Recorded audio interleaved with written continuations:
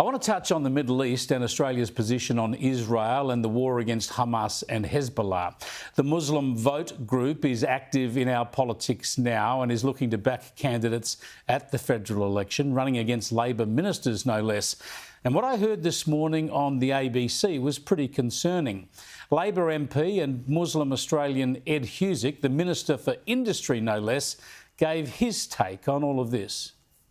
I certainly think that there will be people, there have been people for quite some time that have taken a particularly strong view about whether or not ourselves or the rest of the world, for that matter, have reacted as strongly as they could on seeing the loss of so much innocent life in Gaza, and in particular so many innocent people, and especially mothers and children, women and children who have been killed as a result of the actions by the Israeli government in Gaza, and then obviously the spread to Lebanon.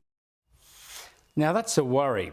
Here's an Australian government minister putting the blame for the deaths of innocent civilians on Israel.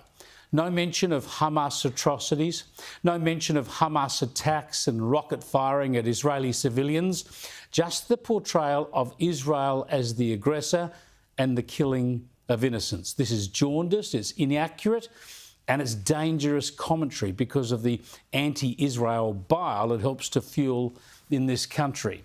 And then he mentioned the war spreading to Lebanon, as if Israel just decided to spread the violence northwards. No mention of Hezbollah and the attacks from Lebanon against innocent Israelis, the innocent people killed and forced to evacuate in northern Israel.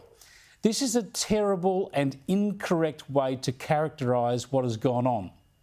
But it gets worse, because then we heard this Labor minister seeking to appease the aggressors, seeking to tell people how Labor has responded to these terror attacks and this war by looking to fast-track Palestinian statehood.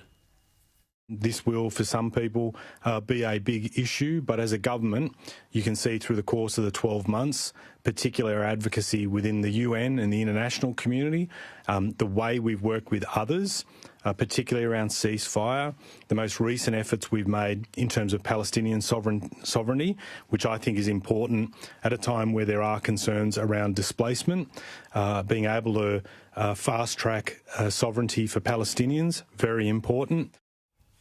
That's Ed Husic saying the quiet part out loud. Labor is trying to appease the terrorists of Hamas and Hezbollah by fast-tracking Palestinian statehood. No mention there of the hostages, the nearly 100 hostages still being held by Hamas, by the way. And of course, Labor do this, hold out this hope of Palestinian statehood with zero evidence or detail about how the state could be formed, who would run it, and how on earth Hamas and Hezbollah would suddenly change from wanting to eradicate Israel to wanting to live side by side in peace. Labor's position on Israel and the Middle East is weak and dangerous.